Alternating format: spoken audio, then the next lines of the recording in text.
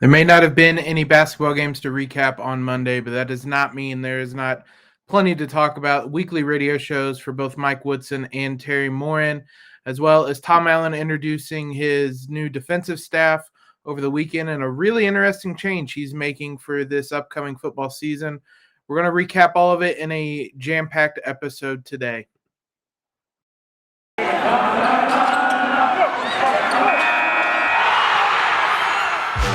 You are Locked On Hoosiers, your daily podcast on the Indiana Hoosiers. Part of the Locked On Podcast Network, your team every day.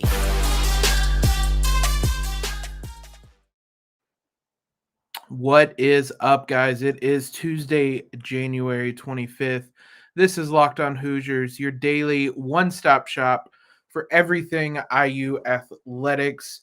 The one and only daily IU podcast. I am your host, as always, Jacob Rude. I want to thank you guys for making Locked On Hoosiers part of your day. Most importantly, your first listen every day. Just a reminder, we are free and available on all platforms, including YouTube at Locked On Hoosiers. We've been doing something fun over there where we premiere the episodes at 7 a.m. I know it's early, but while you're up, going about doing your morning routine, just throw us on the laptop, the phone, put some AirPods in. You can listen to the podcast then. You can join in the chat with others as everybody discusses IU athletics. A little bit of a fun way to interact with everybody, and it can be part of your morning routine to listen to Locked On Hoosiers.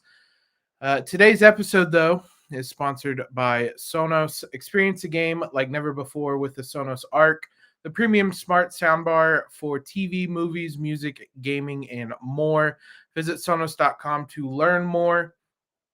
As always, guys, you can subscribe to Locked On Hoosiers wherever you listen to your favorite podcasts. Follow us on Twitter at LO_Hoosiers. Or on Instagram at Locked On Hoosiers. We need to get that Instagram up and running again. As I said, there were not any games to recap. There's no games to preview. It doesn't mean there was plenty of things to talk about for today's episode. Mike Woodson, obviously, or maybe not obviously, his weekly radio shows on Monday. We typically pull some quotes from that. There were some interesting ones for that one. Also, probably something we're going to be doing moving forward as well. I did not realize that Teri Moren also has a weekly radio show on Mondays. And especially considering the state of the IU women's basketball program, she provided a lot of light on how things are going with their COVID outbreak or how things went. That seems to be in the past. So we'll kick it off on the men's side. It's been an interesting week. Since or in between kind of appearances for that radio show. You had the Nebraska game, you had the Purdue game, and you had the Michigan game, all since the last radio show. Specifically talking a little bit more about that Purdue game. We're going to be talking about that Purdue game for a long, long time. Mike Woodson still wouldn't exactly detail that what I imagine is going to become the famous conversation he had with Rob Phinisee earlier in the day ahead of that game. In case you guys missed it, didn't see it, Phinisee and Coach Woodson had a heart-to-heart, and it very much sounds like it was a heart-to-heart because Coach Woodson said that, quote, he got some things off his chest and I got some things off mine. It worked, and as I said, it's going to be one of those things that go down in the lore of that IU-Purdue rivalry. He said, Coach Woodson, that is, said that it was probably their best game on both ends of the floor, that Purdue game. Another interesting note, the final play, or I should say the game-winning play that ultimately ended up being a Rob Phinisee three-pointer. The play was originally going to be drawn up for Trace Jackson-Davis, not shocking, but as he said after the game, as we had since learned, Rob Phinisee told Coach Woodson he wants the ball, and he got the ball. And again, what a moment, what a night. again, I'm looking for the photo to go right up here next to this watch shot photo for you guys watching on YouTube. I want the photo of Rob Finney being kind of held up by his teammates and the fans after the game. We'll be purchasing that, and that is going to be hanging up right alongside that photo soon. Woodson said, kind of bigger picture, he hasn't thought about a lineup change, and we spent a good chunk of Monday's episode talking about they probably do need a lineup change. He did indicate he'd be open to considering one down the road if these plus minus trends continue, where the starters are a minus together and the bench comes in and is largely a positive. But for the moment, he says he's not changing that lineup. Ultimately, he kind of did say that this group, despite this poor plus minus trend, has been winning games and some big games. So maybe it's winning in spite of itself. Maybe it's winning in producing in ways that you can't really grasp statistically or analytically. But the eye test certainly indicates something needs to change. But ultimately, it's not. Doesn't sound like it's going to happen in the near future. Last thing on his show, Woodson was asked if he's going to play anyone at the end of the bench more than he is. I can imagine you guys know who that is an allusion to. Christian Lander, I would assume. Quote, I'm sticking to my 9. I might go 10 when it calls for it. But he did not suggest anyone toward the end of the bench is going to start seeing minutes. Could have also been Anthony Leal, who was in the rotation briefly when Trey Galloway was out, but it really seems like Galloway has taken up all those minutes. So don't imagine anybody's coming in off the end of that bench, barring injury or something like that. Shout out to Gracie Barra with Inside the Hall. That's typically where I take the notes from for these because a lot of times I'm unable to listen to the show. So shout out to those who tweeted it. Dustin Deporiak also tweeted him out as well. I'm sure you guys are following him. So some interesting comments from Coach Woodson, some interesting comments from Coach Moren, which there's a lot of news going on with IU women's basketball. They had another game postponed on Monday, so there's a lot to catch up on there. Let's take a quick break before we dive into that. BetOnline would like to wish you a happy new betting year as we continue the march through the NFL playoffs. What a game! What a set of games on. I was going to say Sunday, but the weekend as a whole. Hope you guys – well, no, I don't hope you guys bet on that games because you were probably having heart attacks. But if you did, BetOnline remains the number one spot for all the sports wagering action for 2022. It's a new year with a new and updated website, whether it's desktop, whether it's mobile. Sign up today and receive your 50% welcome bonus on your first deposit just by using promo code LOCKEDON to get started. So whether it's football, basketball, hockey, boxing, UFC, right to your favorite Vegas casino games, don't wait to take advantage of all the amazing offers available for 2022. BetOnline is the fastest and easiest way to wager on all your favorite sports. BetOnline, where the game starts. Thanks again, guys, for making Locked On Hoosiers your first listen every day. We're free and available on all platforms. Just hit that subscribe real quick. Helps us out a ton. Women's program is in the middle of, I would say, a mess, but it's not even a self-inflicted one by any means. It was announced on Monday that IU versus Illinois was postponed. That was supposed to be the Hoosiers' next game on Thursday.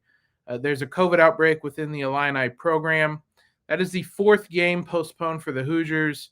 You have Rutgers, Michigan State, Iowa, and now this Illinois game. It means the Hoosiers are going to be off until next Monday, January 31st. That's a 15-day break between games. 15 days since that memorable Purdue game. Both the Purdue games featured wild comebacks for the men's and women's team this year. So shout out to both of them for winning, but it's going to be a 15-day break, and they're going to come up against a top 10 Michigan team. So that is a brutal way to go about it. They've started to kind of maneuver the scheduling around IU at Illinois.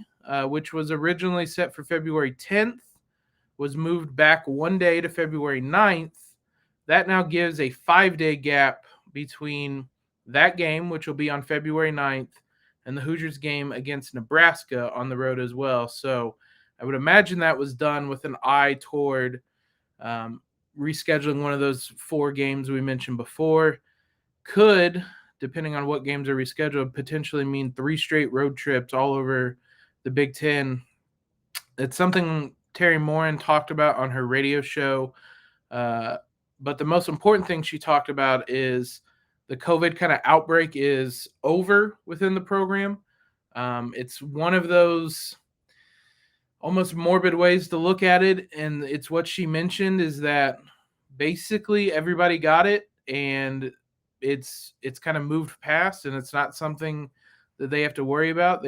I think the phrasing she used was got it all out of their system, basically. Again, it's trying to find a silver lining in a messy situation, but ultimately, everybody, save for Mackenzie Holmes, will be available. Holmes, a little bit more optimistic of a timeline. Coach Moren said that they're expecting her back in February.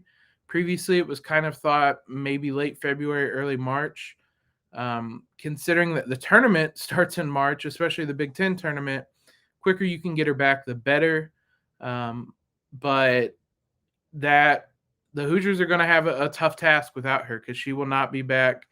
They have 4 games they're going to be made up in the middle of that. It's going to be a really tough February for these women. And not having Mackenzie Holmes there will certainly hurt. She said Monday was the first day they were able to get back on the court, kind of compared it to September and the start of the season. That was the first day they had been on the court together since that Purdue game. So it had been 8 days off. I shouldn't say off, 8 days away from each other that they had because of COVID and whatnot. So they were able to get back on the court, got COVID all out of the way, as she said. She also kind of made mention that they're kind of tightening up within their own little bubble. They're staying in their own little bubble. They want to stay healthy. They want to stay available for the rest of the season. You can hardly blame them because this is a big opportunity for this group, and I'm sure that they're willing to sacrifice whatever they can to be able to play these games and play them as healthy and available as possible. Ali Patberg was someone else we'd kind of talked about. She had a really nasty ankle sprain in that Purdue game, landed on a Purdue player's foot while shooting a 3 and making a 3 in overtime, 4-point play opportunity. Coach Moren described it as kind of a medium-grade ankle sprain, but even saying that, she said if the Hoosiers had played last week, their next game would have been on Wednesday against Michigan State. She said Allie would have probably played that game, but she said now she's 100% ready to go, which now she's got another extra week to get even more healthy if there is anything lingering with that injury, but it does not sound like there is. She did say that they expect a pretty busy kind of middle of February. They did look into trying to make up a game on Thursday, kind of replacing that Illinois game with one of the others that they had canceled, but it is a nightmare, I'm sure, trying to schedule all these games, schedule these makeup games, and it just wasn't an option for them to make up one of those games. Potentially they do it on Friday. I would be surprised with such a quick turnaround, but Coach Moren seemed to suggest that anything's on the table. They're willing or they're open to trying anything to try to get these games in. She had a nice perspective on it in that the girls are just happy to be able to play basketball. They kind of had it taken away from them the last 15 days. And she said that there's going to be times in the next couple weeks in that February period where they're going to be required to do a lot of traveling, probably that isn't going to be fun. But she said that this last kind of 2 weeks, and really this pandemic as a whole, has kind of given them a new perspective, and not having basketball or having it taken away from you like that kind of puts things into perspective. So they'll be off presumably for the rest of this week. If they're going to play a game at the end of the week, I would imagine that they're going to announce that tomorrow, or today, I should say, on Tuesday.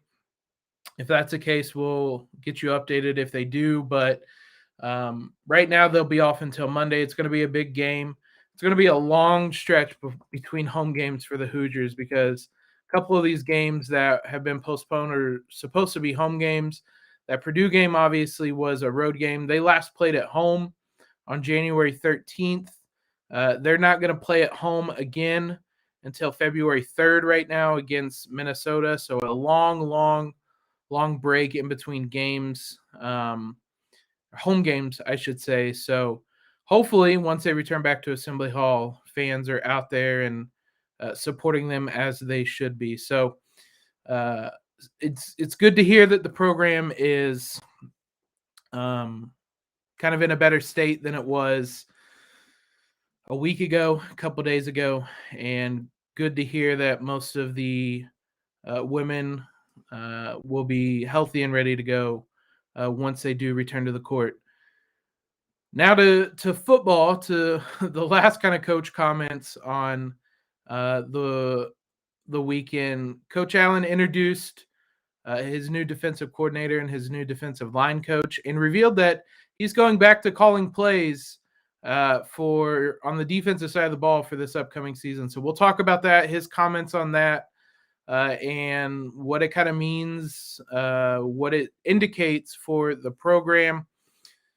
But we need to once again mention this incredible app you guys need to download if you're somebody who buys gas, which I assume is pretty much all of us. It's called GetUpside. Honestly, this app sounds like it's too good to be true, and I promise you it isn't. I've used it. Simply download the app, use the promo code SCORE, and you can get up to 25 cents per gallon more on your first fill up, cash back. This is an app. Everybody complains about gas prices. This app has offers for you to get cash back each time you fill up. It was really simple when I used it. I simply downloaded the app, found the gas station I was going to, entered that promo code SCORE, got my offer at that gas station, claimed it, drove to the gas station, checked in, filled up the gas tank, and I had the money in my account within about 24 hours. There is no catch. You can cash out whenever you guys wish. It can go to your bank account, to PayPal, to an e-gift card from Amazon, other brands available for gift cards as well. So just download the free GetUpside app. Use that promo code SCORE to get 25 cents per gallon or more cash back on your first tank. That's code SCORE for the GetUpside app. As we said, Tom Allen will go back to calling plays on the defensive side of the ball. A little bit of a surprise because it's something he had done. It's something he said he willingly gave up calling plays, and now he's taking it back. Here was his quote. It was during, as I said, the introductory press conference. New defensive coordinator Chad Wilt, new defensive line coach Paul Randolph. His quote, Chad will be our defensive coordinator, but I'll be calling the defense. It's something that we're going to be doing a little bit different. He and I have talked that through. The things that I've learned the last few years will help us be able to function that way at a high level. I'm excited about it. I'm excited to be working with him as he leads our linebacker room and leads our entire defense. He's going to do a tremendous job. He was kind of asked what led to the decision. He said, quote, "It's something I've been thinking about for a little bit, and just as these things transpire, just felt like it was time. I'm excited about it. There's just a certain, product I want on the field for that side of the football, and the system hasn't changed since I came to Indiana." I don't know if this indicates that he hasn't been pleased with what the defense has done. Obviously, the defense was not as good. Even if it was a good defense this past season, it wasn't as good as it was in 2020. the circumstances were different. They were playing from behind a lot. They were on the field a lot, but overall they weren't able to create the takeaways, create the havoc plays. I know that's a buzzword that Coach Allen and a lot of coaches like to use, but they weren't able to create those this past season. I don't know if it was something he felt that Charlton Warren, who went to UNC, left the program anyway. I don't know if it's something he felt he wasn't doing or something he wants to do differently. Ultimately, kind of the idea of this defense hasn't changed since Tom Allen's been here. It's been the same type of defense, and it's just been new coordinators coming in and kind of putting their own spin on that. So in that sense, there never really was a big change, even when he stepped back from calling plays a couple of years ago. It was the same kind of system with the Husky linebacker and the kind of fluid formation, basically. So I don't think there'll be big changes, but it's just interesting. He's open to kind of taking that responsibility on, because when he let go of that responsibility, it was because he said he basically couldn't be as involved with the other aspects of being a head coach because he was so involved with being the kind of defensive coordinator and the play caller. He said he wants to be a top 10 defense as well during that. I think, to me, this indicates maybe a lot of trust in Walt Bell and the offense. Maybe he feels he needs to take a step back from the offense now. And again, it was a unit, a side of the ball that wildly underperformed this past season. And that is what killed the Hoosiers, honestly, is just how bad the offense was. I don't know that. I mean, again, they switched offensive coordinators as well. This is a kind of a whole new staff and team and whatnot. You certainly have to have a certain amount of trust in Walt Bell, who you can criticize maybe how uninspiring the hiring was, but this is a guy that's been to a lot of places, has a lot of experience, so maybe he trusts Coach Bell and what he'll be able to do on that side of the ball, and maybe he doesn't think he needs to be as hands-on on that side of the ball. Ultimately, it's an interesting decision, and maybe he has learned some things in his couple of years of being a head coach that he's able to better maybe delegate or have an impact or influence on the defense without getting kind of too in the weeds or whatnot. But it'll be something to monitor moving forward, because this is kind of a make or break type of year for Indiana.